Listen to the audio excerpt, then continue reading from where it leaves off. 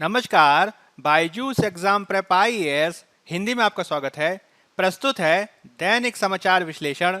सत्र को प्रारंभ करने से पूर्व एक महत्वपूर्ण उद्घोषणा।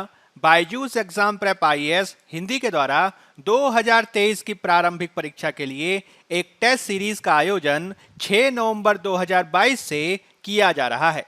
इस टेस्ट सीरीज का 6 नवंबर को होने वाला पहला मॉक टेस्ट और 13 नवंबर को दूसरा पॉलिटी सेक्शनल टेस्ट आप निःशुल्क दे सकते हैं, जो हिंदी और अंग्रेजी दोनों भाषाओं में उपलब्ध होगा। इसकी विस्तार पूर्वक चर्चा भी आपके साथ की जाएगी और टेस्ट में शामिल होने के बाद आपको अखिल भारतीय रैंकिंग के साथ विस्तृत रिपोर्ट कार्ड भी प्रस्तुत किया जाएगा। आपको ये ध्यान रखना है कि इस टेस्ट सीरीज का आयोजन ऑनलाइन और ऑफलाइन दोनों ही मोड में किया जा रहा है।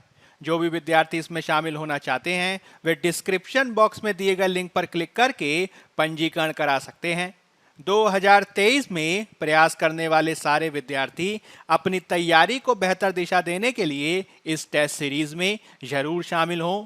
सत्र के विषय आपके समक्ष हैं। आज के सत्र में हम चर्चा करेंगे ईपीएफओ पेंशन योजना पर सुप्रीम कोर्ट निर्णय, कोप 27 व ऊर्जा इक्विटी, इलाबेन भट्ट व सेवा, रिमोट वोटिंग सुविधा तथा बीडो उपग्रह नेविगेशन सिस्टम पर। सत्र के अंत में हम मुख्य परीक्षा अभ्यास प्रश्न की चर्चा करेंगे और इससे संबंधित उत्तर संरचना भी हम आपको देंगे। तो चलिए शुरू करते हैं।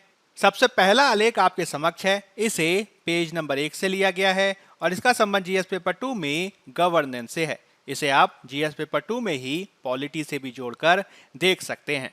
मुख्य रूप से हम इसमें चर्चा करेंगे ईपीएफओ पेंशन योजना पर सुप्रीम कोर्ट के निर्णय की। हाल ही में सुप्रीम कोर्ट ने कर्मचारी भविष्य निधि संगठन यानी ईपीएफओ की कर्मचारी पेंशन संशोधन योजना 2014 के कुछ प्रावधानों को और स्पष्ट करते हुए इसे कानूनी और वैध करार दिया। सबसे महत्वपूर्ण बात यह है कि अदालत ने इस केस में संविधान के अनुच्छेद 142 के तहत अपनी असाधारण शक्तियों का उपयोग किया है। इस पृष्ठभूमि में हम इस खबर में 3 महत्वपूर्ण बिंदुओं पर आपके साथ चर्चा करेंगे। सबसे पहले तो हम देखेंगे कर्मचारी भविष्य निधि संगठन यानी ईपीएफओ क्या है। साथ ही हम इस बात को भी जानेंगे कि इसके माध्यम से चलाई जा रही कर्मचारी भविष्य निधि से संबंधित पेंशन योजना किस प्रकार की है और साथ ही हम इसके तहत अनुच्छेद 142 को भी समझने का प्रयास करेंगे। यदि हम कर्मचारी भविष्य निधि संगठन यानी ईपीएफओ के बारे में बात करें तो सबसे पहली बात जो आपको इसमें ध्यान रखनी है वो यह है कि यह एक सरकारी संगठन है जो सदस्य कर्मचारियों के भविष्य निधि और पेंशन खातों का प्रबंधन करता है और कर्मचारी भविष्य निधि और विविध प्रावधान अधिनियम 1952 को लागू करता है। जब हम बात करते हैं कर्मचारी भविष्य निधि और विविध प्रावधान अधिनियम 1952 की, तो मुख्य रूप से यह कारखानों और दूसरे प्रतिष्ठानों में कर्मचारियों के लिए भविष्य निधि की स्थापना का प्रावधान करता है। यानी कर्मचारियों के रिटायर होने के बाद उन्हें एक अमाउंट प्राप्त होता है और साथ ही पेंशन की व्यवस्था भी उसमें की जाती है। यह सामाजिक सुरक्षा के संदर्भ में काफी महत्वपूर्ण है। आपको ये ध्यान रखना है कि कर्मचारी भविष्य निधि संगठन श्रम और रोजगार मंत्रालय के द्वारा प्रशासित किया जाता है। यदि हम इससे संबंधित कर्मचारी पेंशन योजना यानी एम्प्लॉयज पेंशन स्कीम ईपीएस को समझने का प्रयास करें तो आपको ये ध्यान रखना है कि यह एक सामाजिक सुरक्षा योजना है जिसे 1995 में शुरू किया गया था। ईपीएफओ के द्वारा प्रदान की जाने वाली यह योजना सेवानिवृत्ति के बाद संगठित क्षेत्र के कर्मचारियों के लिए पेंशन का प्रावधान करती है। आपको यह भी ध्यान रखना है कि ऐसे कर्मचारी जो एम्प्लॉय प्रोविडेंट फंड यानी कर्मचारी भविष्य निधि योजना के सदस्य होते हैं वे स्वतः ही इस योजना के सदस्य बनते हैं। आपको यह भी ध्यान रखना है कि जब हम बात करते हैं कर्मचारी भविष्य निधि योजना यानी एम्प्लॉयज प्रोविडेंट फंड स्कीम की, तो ऐसी स्कीम में नियोक्ता और कर्मचारी दोनों ही मासिक वेतन का 12% योगदान करते हैं। ईपीएफ की योजना उन कर्मचारियों के लिए अनिवार्य है जो 15,000 रुपए प्रति माह का मूल वेतन प्राप्त करते हैं। इसमें नियोक्ता के 12% के हिस्से में से 8.33% कर्मचारी पेंशन योजना यानी ईपीएस की ओर मोड़ दिया जाता है। वहीं दूसरी ओर केंद्र सरकार कर्मचारियों के मासिक वेतन का 1.16% भी योगदान करती है।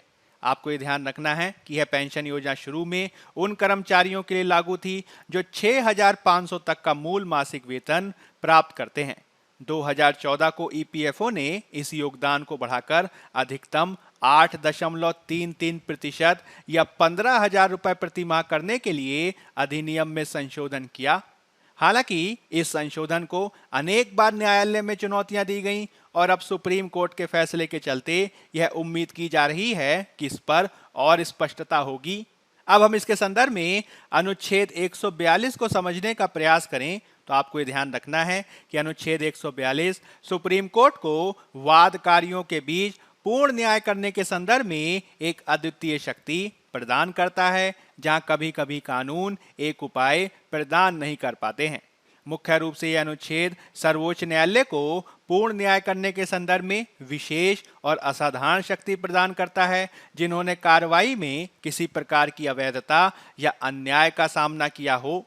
मूल रूप से संविधान सभा के द्वारा अनुच्छेद 142 को शामिल करने की आवश्यकता को इसलिए महसूस किया गया क्योंकि संविधान निर्माताओं ने यह महसूस किया कि यह प्रावधान उन लोगों के लिए बेहद महत्वपूर्ण है जिन्हें न्यायिक प्रणाली के चलते राहत प्राप्त करने में देरी के कारण कष्ट भुगतना पड़ता है। विशेषज्ञों के अनुसार इस संदर्भ में प्राकृतिक न्याय काफी महत्वपूर्ण है और सर्वोच्च न्यायालय संदर्भ में कार्य कर सकता है। इस प्रकार अनुच्छेद 142 सर्वोच्च न्यायालय को काफी शक्तियां प्रदान करता है। यही कारण है कि अनुच्छेद 142 का ही शुरुआत से ही प्रयोग विभिन्न वंचित वर्गों को पूर्ण न्याय दिलाने आदि या फिर पर्यावरण की रक्षा करने के प्रयासों में किया गया है। जैसे कि इसके रचनात्मक अनुप्रयोग के उदाहरण देखे जा सकते हैं।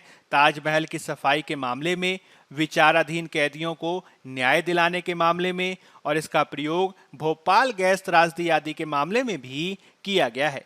हालांकि अनेक बार इसकी आलोचना न्यायिक अतिक्रमण या फिर न्यायिक अतिरेक के मामले के संदर्भ में भी की जाती है। आलोचकों का यह मानना है कि मुख्य रूप से न्यायालयों का कार्य न्याय निर्णयन का है और यदि उनके द्वारा कार्यपालिका यानी सरकार के कार्य क्षेत्र में जाकर निर्णय किया जाएगा तो यह शक्ति पृथक्कीकरण के सिद्धांत का उल्लंघन होगा। इसके संदर्भ में अनेक बार सुप्रीम कोर्ट आदि के द्वारा राष्ट्रीय और राज्य राजमार्गों पर शराब की बिक्री पर प्रतिबंध आदि के मामले को कोर्ट किया जाता है। इस मामले में केंद्र सरकार की अधिसूचना में जहां केवल राष्ट्रीय राजमार्गों के किनारे शराब की दुकानों पर प्रतिबंध लगाया गया था, किंतु सर्वोच्च न्यायालय ने अनुच्छेद 142 को लागू करते हुए 500 मीटर की दूरी तक प्रतिबंध को लगाया। साथ ही इस प्रतिबंध को राज्य राजमार्गों पर भी लागू किया गया, जो कि इसमें पहले शामिल नहीं था। हालांकि इस तरीके के फैसलों से अनुच्छेद 142 को लागू करने के संबंध में अनेक बार अनिश्चितता देखी जाती है और इससे अनेक बार शक्ति पृथक्कीकरण आदि का उल्लंघन देखा जाता है। यही कारण है कि यदि हम अनुच्छेद 142 के रचनात्मक उपयोग की बात करते हैं तो हमें इसके संदर्भ में एक संतुलन से कार्य किए जाने की आवश्यकता है। जैसे कि सर्वोच्च न्यायालय को इस बात पर आत्मनिरीक्षण करने की आवश्यकता है कि क्या अनुच्छेद 142 का शक्ति के स्वतंत्र स्रोत के रूप में उपयोग किया जाना चाहिए अथवा इसके संदर्भ में बेहद सावधानी से कार्य किया जाना चाहिए।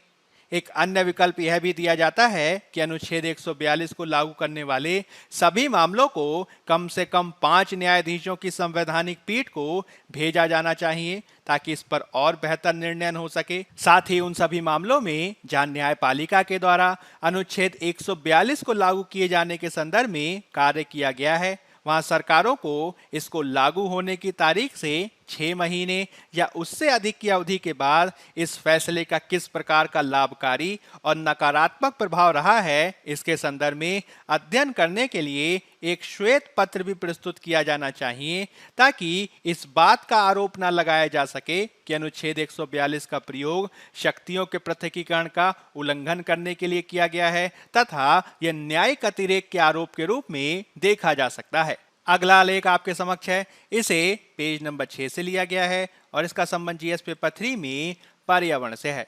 मुख्य रूप से हम इसमें बात करने जा रहे हैं कोप 27 तथा ऊर्जा इक्विटी पर। संयुक्त राष्ट्र जलवायु परिवर्तन सम्मेलन का 27वां संस्करण, जिसे अंग्रेजी में कॉन्फ्रेंस ऑफ पार्टीज 27 कहा जाता है, 6 नवंबर 2022 से मिस्र में आयोजित किया जा रहा है। कोप 27 के आयोजित किए जाने के साथ ही जलवायु परिवर्तन पर बहस भी लगातार तेज हो गई है और इसके संदर्भ में विविध विषयों पर चर्चा की जा रही है।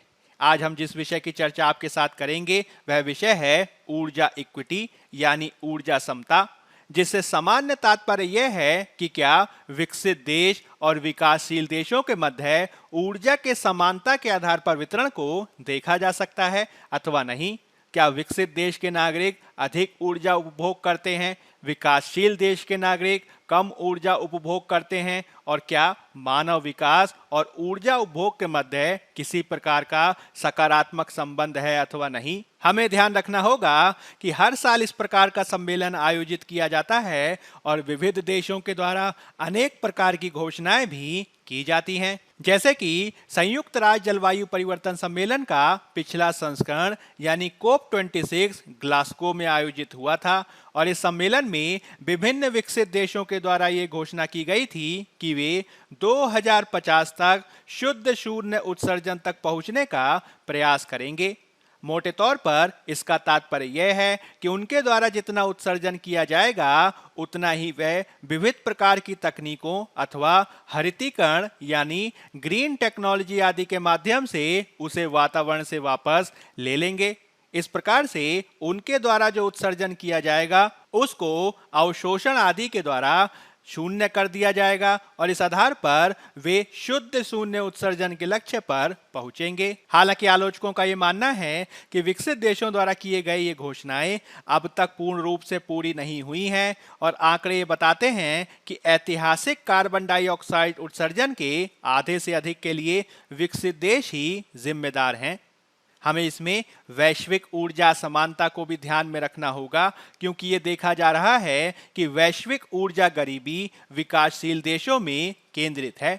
इसका सीधा सीधा तात्पर्य यह है कि ज्यादातर ऊर्जा का उपभोग विकसित देशों के द्वारा किया जाता है और यह भी आंकड़ों से साबित होता है कि जितनी ज्यादा मात्रा में ऊर्जा का उपभोग किया जाता है वह देश उतना ही ज्यादा प्रगति करते हुए दिखाई देते हैं।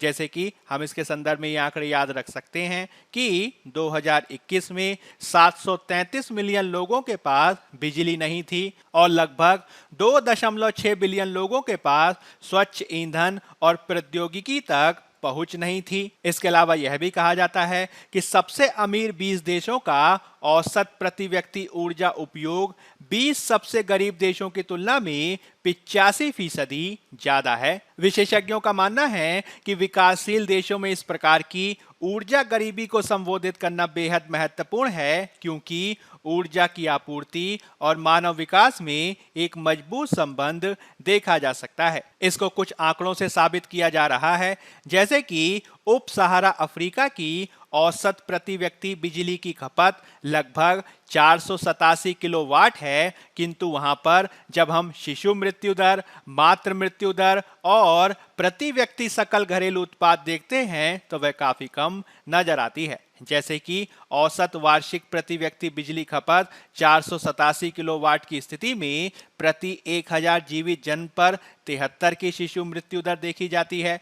मातृ मृत्यु अनुपात 534 देखा जाता है, जो कि प्रति 1 लाख जीवित जन्म पर है और साथ ही इसमें प्रति व्यक्ति सकल घरेलू उत्पाद लगभग $1645 देखा जाता है।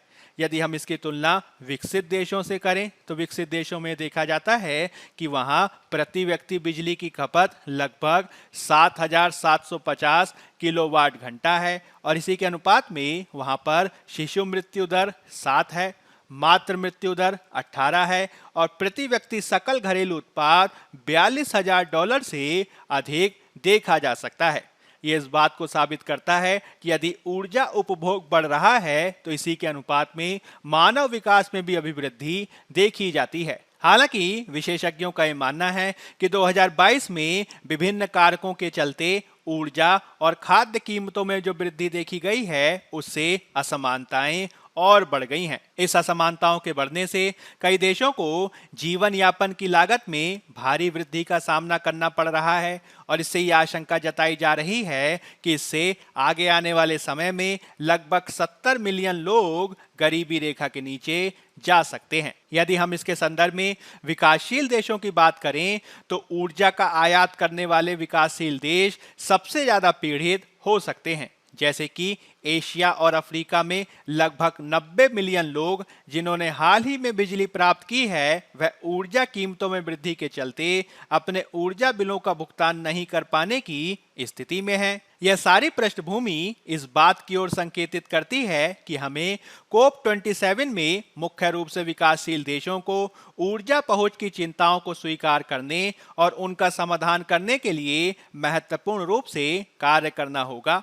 हालांकि दुर्भाग्य से विकासशील देशों की चली आ रही इन समस्याओं को विकसित देशों की सरकारों आदि के द्वारा नजरअंदाज किया गया है। इस मामले में विकसित देशों के द्वारा अनेक बार पाखंड रूपी व्यवहार भी किया जाता है, जैसे कि विकसित देश लगातार विकासशील देशों को कोयला, जीवाश्म ईंधनों का कम उपयोग करने की सलाह देते हैं। हालांकि आंकड़े बताते हैं कि स्वयं संयुक्त राज्य अमेरिका में 81% प्राथमिक ऊर्जा उत्पादन जीवाश्म ईंधन से होता है, जबकि यूरोप में यह प्रतिशतता 76 तक है। इसके तहत कोयला, गैस, तेल आदि का लगातार उपयोग किया जा रहा है और विकासशील देशों के विपरीत विकसित देशों में डीकार्बनाइजेशन यानी कार्बन की मात्रा को कम करने का स्तर बहुत कम रहा है। इस प्रकार 6 नवंबर से शुरू हो रहे जलवायु परिवर्तन सम्मेलन में विकासशील देशों को अपनी ऊर्जा की गरीबी, ऊर्जा पहुंच में गंभीर वैश्विक असमानताओं के सवाल को सभी चर्चाओं का केंद्र बनाना चाहिए।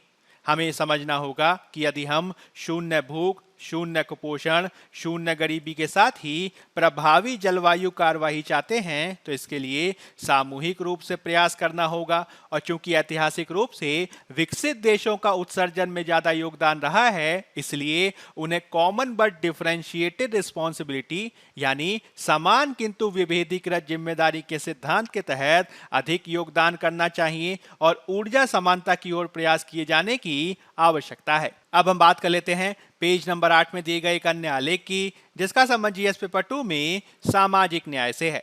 इसे आप जीएस पेपर 3 में अर्थव्यवस्था और जीएस पेपर 4 में एथिक्स से भी जोड़कर देख सकते हैं। मुख्य रूप से हम इसमें बात करेंगे इलाबेन भट्ट तथा सेवा संगठन पर। हाल ही में इलाबेन भट्ट का अहमदाबाद में निधन हो गया, जो स्वतंत्रता के बाद के भारत में एक महान शख्सियत थी। उनका निधन राष्ट्र के लिए एक गंभीर क्षति है। उनके द्वारा प्रारंभ किया गया सेवा संगठन, जिसे सेल्फ एम्प्लॉयड वुमेन एसोसिएशन के रूप में जाना जाता है, सामाजिक विकास के क्षेत्र में भारत में सबसे नवीन और सफल प्रयोगों में से एक है। सेवा ने भारत में महिलाओं को उस पैमाने पर सशक्त बनाया जो पहले कभी नहीं देखा गया। इसने एक साथ महिलाओं को रोजगार, वस्त्रों के सहकारी उत्पादन, उपभोग, विपणन को बढ़ावा दिया, जो भारत के औद्योगिकरण का मूल कहा जा सकता है। इसने भारत में ट्रेड यूनियनवाद और श्रमिक आंदोलन को भी निर्णायक रूप से प्रभावित किया। अपने काम के लिए इलाबेन जी को अनेक प्रशंसाएं और पुरस्कार मिले, जैसे कि उन्हें पद्म भूषण से सम्मानित किया गया, उन्हें रेमन मैग्सेसे पुरस्कार मिला और उन्हें इंदिरा गांधी सद्भावना पुरस्कार से भी पुरस्कृत किया गया। साथ ही वे संसद सदस्य भी थी और पूर्ववर्ती योजना आयोग की भी सदस्य रहीं। उन्हें जब भी अवसर मिला, उन्होंने सभी अवसरों का उपयोग भारतीय महिलाओं की स्थिति में संरचनात्मक सुधार लाने के लिए किया। उनका यह मानना था कि यदि हमें महिलाओं को रोजगार देना है तो केवल और केवल बैंक खाते खुलवाने या फिर साधारण बैंकिंग उपकरण आदि के द्वारा इसे सृजित नहीं किया जा सकता है, अपितु किसी भी स्थायी और लाभकारी रोजगार में उत्पादन, उपभोग और वितरण की प्रक्रिया में महिलाओं की भागीदारी भी शामिल होनी चाहिए। इस प्रक्रिया में उन्हें शिक्षा और कौशल हासिल करना चाहिए, अपनी खुद की संस्थाएं बनानी चाहिए और अपनी सौदेबाजी की ताकत को भी बढ़ाना चाहिए। इलाबेन भट्ट जी के द्वारा दिए गए 2 महत्वपूर्ण सिद्धांत आपको याद रखने हैं, जिसमें 100 माइल प्रिंसिपल यानी 100 मील का सिद्धांत और गृहिणी थ्योरी ऑफ इंटरनेशनल रिलेशंस यानी अंतर्राष्ट्रीय संबंधों में गृहिणी सिद्धांत काफी महत्वपूर्ण है। यदि हम 100 माइल प्रिंसिपल यानी 100 मील के सिद्धांत को समझने का प्रयास करें तो बेहद सरल शब्दों में 100 मील सिद्धांत में जीवन के लिए उन प्राथमिक उत्पादों और सेवाओं का उपयोग शामिल किया जाता है जो पूरी तरीके से 100 मील के दायरे में उत्पादित होते हैं। यानी एक प्रकार से क्षेत्रीय आत्मनिर्भरता का सिद्धांत है, जिसमें जिन भी उत्पादों और सेवाओं का उपयोग हम करना चाहते हैं उन्हें केवल हम उसी रूप में करें जो 100 मील के दायरे में हमें उपलब्ध हो। इसी के सापेक्ष यदि हम अंतर्राष्ट्रीय संबंधों के गृहिणी सिद्धांत को समझने का प्रयास करें तो इलाबेन जी का यह मानना था कि यदि हमें अंतर्राष्ट्रीय स्तर पर शांति स्थापित करनी है तो इसकी पूर्व शर्त यह होगी कि हम गरीबी और अभाव का उन्मूलन करें, हम एक ऐसा समाज बनाएं जो हिंसा से मुक्त हो और प्रकृति को शांति की प्रक्रिया में लाने का भी प्रयास करें। विशेषज्ञों का मानना है कि यदि हम इला जी के द्वारा सुझाए गए विचारों को अंतर्राष्ट्रीय राष्ट्रीय स्तर पर लागू करते हैं तो इसके व्यापक राष्ट्रीय अंतर्राष्ट्रीय सकारात्मक प्रभाव देखे जा सकते हैं। अब हम बात कर लेते हैं पेज नंबर 6 में दिए गए एक अन्य आलेख की, जिसका संबंध जीएस पेपर 2 में पॉलिटी से है। मुख्य रूप से हम इसमें बात करेंगे रिमोट वोटिंग सुविधा पर। हाल ही में सुप्रीम कोर्ट में केंद्र सरकार ने कहा कि वह अनिवासी भारतीयों यानी एनआरआईज के लिए रिमोट वोटिंग सुविधा पर विचार कर रही है, ताकि चुनावी प्रक्रिया की अखंडता को सुनिश्चित करते हुए वे भी अपना वोट अपने निवास स्थान से ही डाल सकें।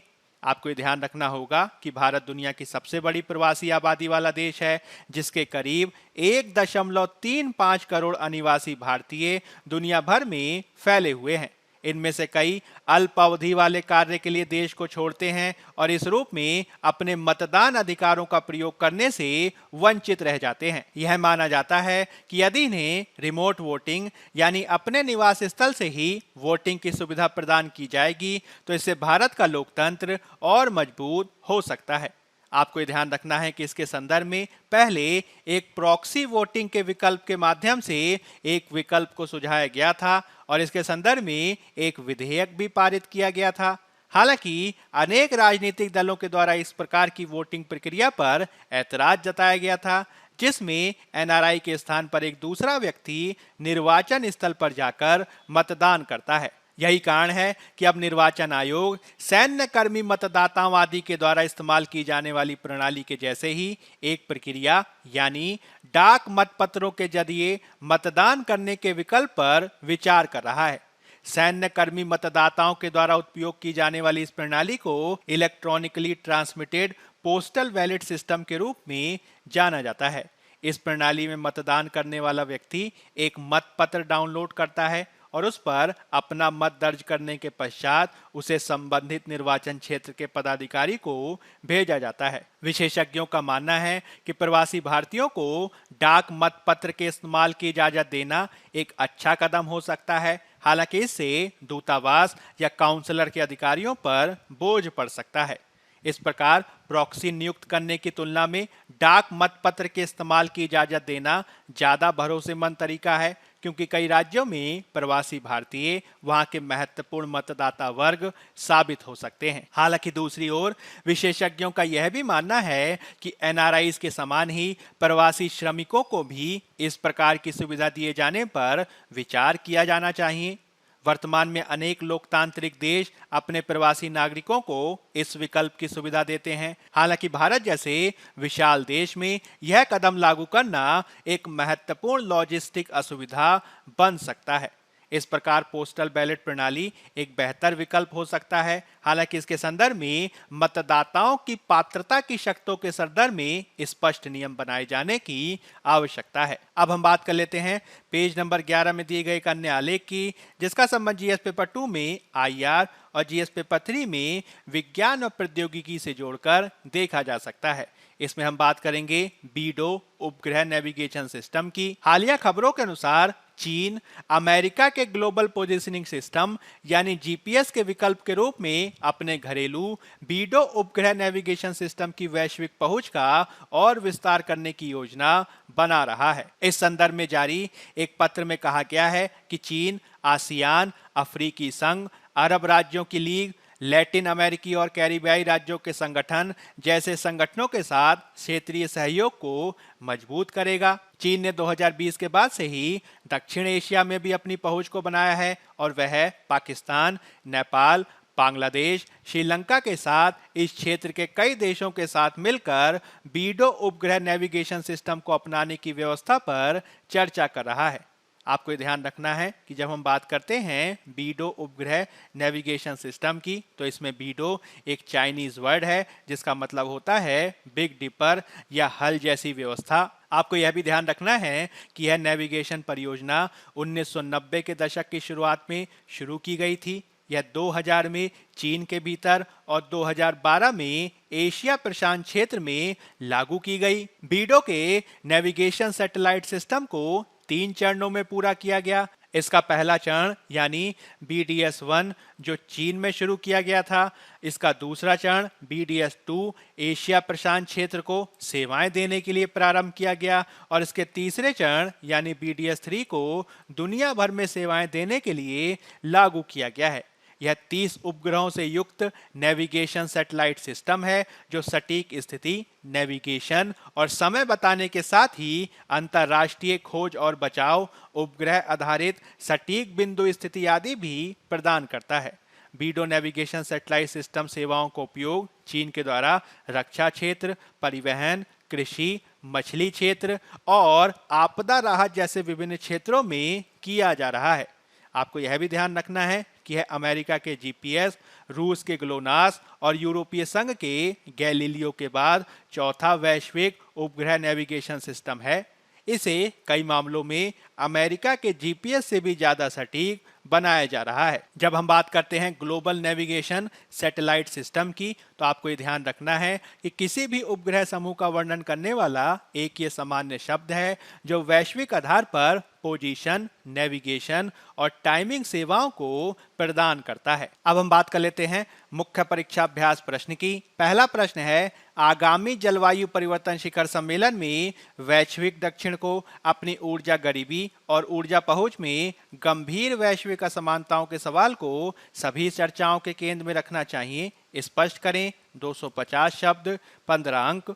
दूसरा प्रश्न है, रिमोट वोटिंग सुविधा क्या है? एनआरआईज को रिमोट वोटिंग सुविधा किस प्रकार भारत के लिए लाभकारी है? समीक्षा करें। 250 शब्द, 15 अंक। पहले प्रश्न के उत्तर की भूमिका में आप वैश्विक दक्षिण का सामान्य परिचय देंगे और इसके मुख्य भाग में आप ऊर्जा गरीबी और ऊर्जा पहुंच में गंभीर असमानता के सवाल की व्याख्या करेंगे।